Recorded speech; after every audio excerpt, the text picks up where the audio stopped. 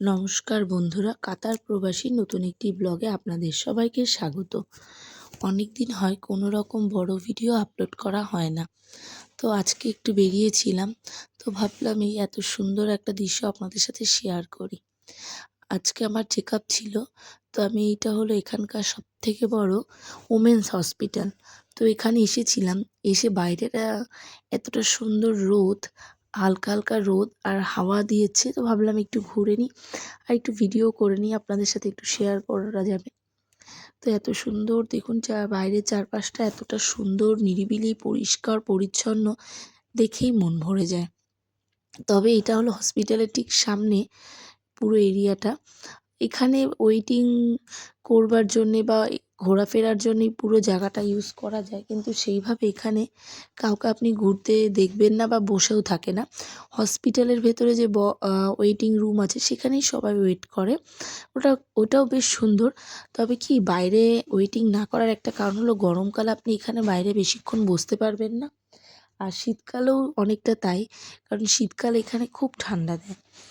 তো শীতকালের এই ঠান্ডাতে হ্যাঁ, খুব হাওয়া দেয়, এই হাওয়াটায় আপনি বেশিক্ষণ বসতে পারবেন না। হ্যাঁ, বেশিক্ষণ থাকলেই ঠান্ডা লেগে যাবে। এই বাচ্চাগুলোকে শীতকালে প্রায় বেরই করতে পারি না এই হাওয়ার জন্যে। এখানে শীতকালে প্রচুর হাওয়া দেয়, যে হাওয়াটা বেশিক্ষণ থাকলেই আপনি জমে যাবেন, এরকম একটা ব্যাপার।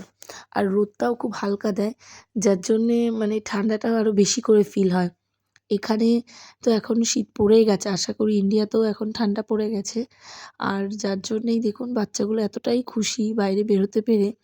আসলে শীতকালে এখানে সেইভাবে বেরোতে পারি না বাচ্চাগুলোকে নিয়ে।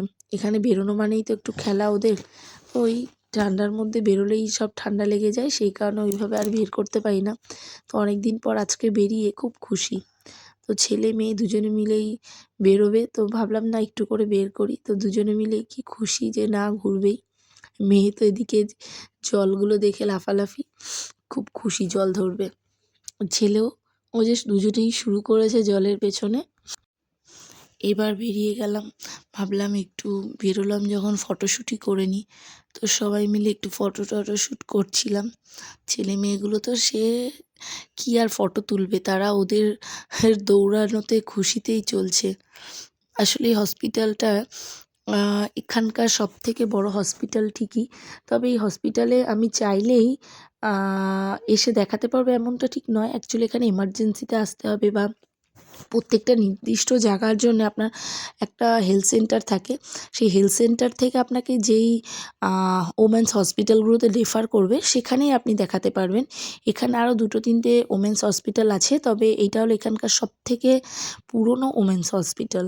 তো আমার মেয়ে হওয়ার সময় আমাকে এখানেই রেফার করেছিল, তো সেই কারণে আমি এখানে আসি আর কি, আমার এখানেই চেক আপ করাতে হয় মেয়ে হওয়ার সময় থেকেই। তো এখানে প্রথম 5 মাসের মতো বা 7 মাসের মতো আপনাকে আপনার নিয়ারেস্ট যে হেলথ সেন্টারগুলো আছে, যেটা আপনার মানে হেলথ সেন্টার, সেখানেই ওরা দেখে। তারপর থেকে ওরা আপনাকে এই বড় হসপিটালগুলোতে রেফার করে দেয় আর কি। তো যেটা ওরা ডিসাইড করে দেয় সেটাতেই দেখানো হয়।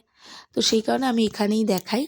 তো এখানের অ্যাকচুয়ালি চিকিৎসা ব্যবস্থা এতটাই ভালো, এখানকার ডক্টর বলুন, নার্স বলুন, এতটা ভালো এদের কথাবার্তা, এতটা পোলাইটলি নার্সগুলো, বেশ ভালোই লাগে।